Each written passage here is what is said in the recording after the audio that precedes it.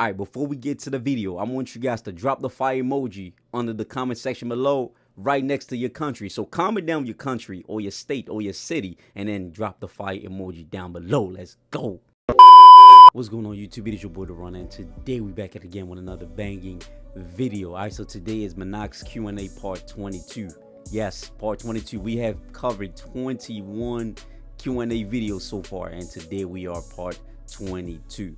All right, so the first question says, hey, I have a question about a 10% minoxidil. Is it normal that it doesn't smell like alcohol unless the 5% from Rogaine? Unlike the 5% from Rogaine.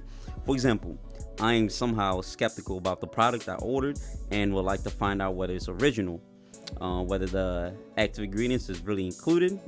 Hope you can help me. Thank you. Well, the thing about a 10% minoxidil, which I have used before, I would recommend everybody to use that. It's just pricey, you know what I mean? You paying $40+ just for 1 month supply. For me, it's just a lot of money, man. I really didn't have that money to waste and to keep spending on one product each month. The 10% minoxidil does not really smell like alcohol. It doesn't have that, you know, that scent, that alcohol scent like you would smell on the 5% liquid or foam. The 10% is unique. It's actually not made in the US. It's actually made outside of the US. It's unique and it does work. When you apply it, it has like it's like it's softening your skin a little bit. It has a shine to it versus, you know, the liquid, the 5%, where it actually makes you ashy. The 10% does not make you ashy. It feels like it's moisturizing your skin. So if you don't smell the alcohol or whatever the case is, you know, especially if you bought it from Minoxidil.com, it's original. That's actually where everyone that used the 10% get it from.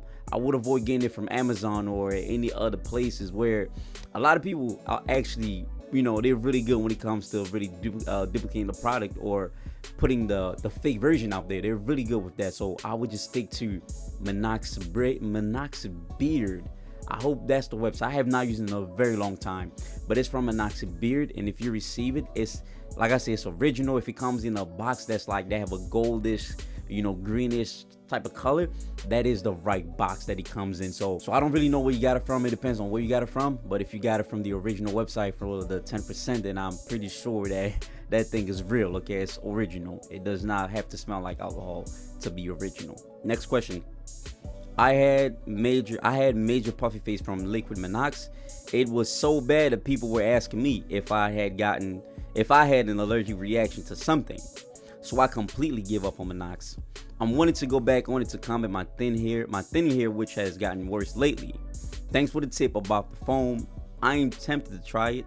I wonder why it doesn't cause the puffiness though.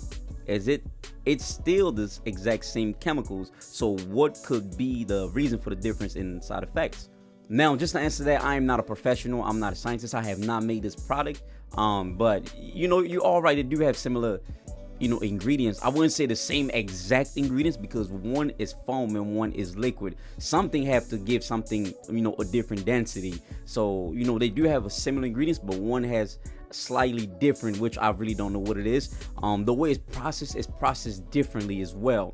Though you have that 5% minoxidil in both of them, the way it's processed differently. One can be absorbed much quicker than the other.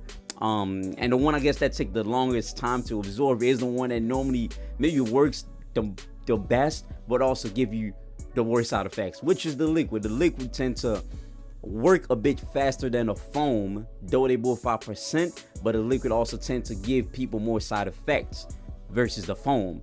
So I hope that answers your question. I really don't know what ingredients is causing the difference because they do have similar ingredients, but the way it's processed differently. One is more dense than the other, you know what I'm saying? One dries on your skin faster than the other, so it's processed differently. That's why you will see like a difference as far as the side effects. Does this make blow the face like liquid version? I was on liquid and had bad experience. So he's referring to the foam. Does the foam make or give you a blow the face like The liquid, I'm pretty sure that's what he's saying. So that I cannot answer that for you, but what I can say is the foam has a lesser chance to give you side effects versus the liquid. You know, with the foam you have a slim chance of getting side effects. You know, in my situation, I tried both the foam 5%, the liquid 5%, and even the 10% Minox. So I tried all of them, everything in the market. Now my side effects mainly came from using the liquid. Okay, when I started with the foam, I really didn't have any issues. Then when I went back to the liquid, and before I transferred back to the foam, I started seeing issues. You know what I'm saying? So it's kind of hard to tell you that it's not gonna give you side effects, but you will have a less chance of side effects versus the liquid. All right, the foam, you're probably not gonna have a bullet face with the foam. If so, it's probably gonna be not as severe as it is when you try the liquid, because the liquid absorbs so much minoxidil versus the foam. Most of the foam minoxidil just dries on your skin. I hope that answers your question, man. There's really there's no 100% answer to this because it's minoxidil, bro. You don't know what to expect on this product. 9 weeks more, 9 weeks more, transparent vellus hair. When will it turn terminal? Any rituals to speed this up? Okay, so since you're already in 9 weeks and you have transparent hair, like which is vellus hair, that's pretty good. It means that in about in about 2.5 months you have seen some results, which is good. That's what you want to see. Now the thing about terminal is that you will have to wait a very long time. It depends on how fast your hair is growing. It depends on your genetics. There's a lot of factors that plays a big role in your hair from going from vellus to terminal. All right, but what I can tell you is that it's not gonna take 6 months, bro. It's gonna take longer than that. It could probably take you up to 2 years, depending on if you're a slow gainer, in the minoxidil community, an average gainer, or a very fast gainer. It all depends, but it will be anywhere from 1 year to probably close to 3 years for you to see your hair turn fully terminal. But I mean, you're doing pretty good if you've seen some hair in about 9 weeks. That's not bad. That's pretty good. Now to speed this up, I would tell you one thing: derma roll and wash your beard is not too often, but probably once a week if you can, because you're putting so much products in your beard. You have to wash it. So by the time so that way when you derma roll, even if you don't have a full beard, just wash it. Wash that part of your face, okay? Because there's chemicals there that needs to be removed. So take biotins if you can, or collagens. Derma roll a lot, probably once to twice a week. Okay, you want to derma roll consistently. It's gonna promote more collagen. It's gonna promote more blood flow to your beard, your bearded area. So those are gonna help you. Drink a lot of water, take a lot of sleep. Just have a better lifestyle, bro. You're gonna see better results when you can just focus on having a better lifestyle, like kind of like a self-improvement journey. If you do that while you're on a minoxidil, you're gonna see much more better results versus when you really don't give a crap about your own body. Matthew, it's a really bad drug. Took my skin 10 years to recover from, to get over it. I agree and I disagree because it all depends on your genetics. There's people in this minoxidil community, bro, that have not experienced anything at all. No side effects, nothing, no skin irritation, no changing in the skin or in their behavior, their drive, whatever it is, nothing. And there's people like you and I that actually went through the motion, that have seen, things with the skin irritation or, the fine lines forming, different factors that played a role.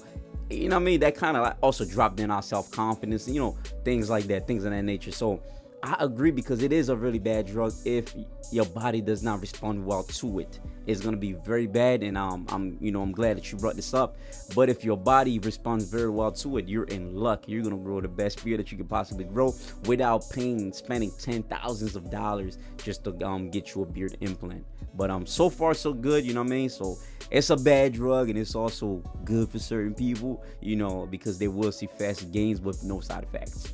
Great content. One question, bro. Is it recommended that you apply lotion out regularly after putting foam minoxidil? Does it affect the amount of the absorption? It's not recommended that you apply lotion right away.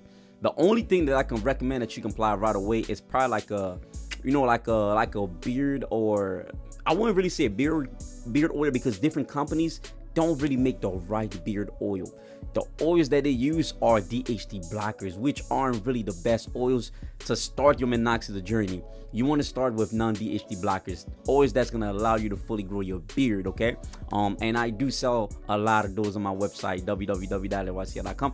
I'm not here to promote that. But anyway, you can try Jamaican black castor oil instead of lotion. You know what I mean? You can try jojoba oil instead of lotion. You can mix jojoba oil with some peppermint oil instead of lotion. Same thing with jojoba. You can mix it with peppermint as well instead of lotion. So just look for the non-DHA blocker oils that you can use instead of lotion on your beard area. Now, you can use lotion on your face without touching your beard if you can do that. That's what I used to do, okay? And it worked out pretty fine. You don't have to use lotion all over your beard areas because you want that area to absorb as much minoxidil as it can.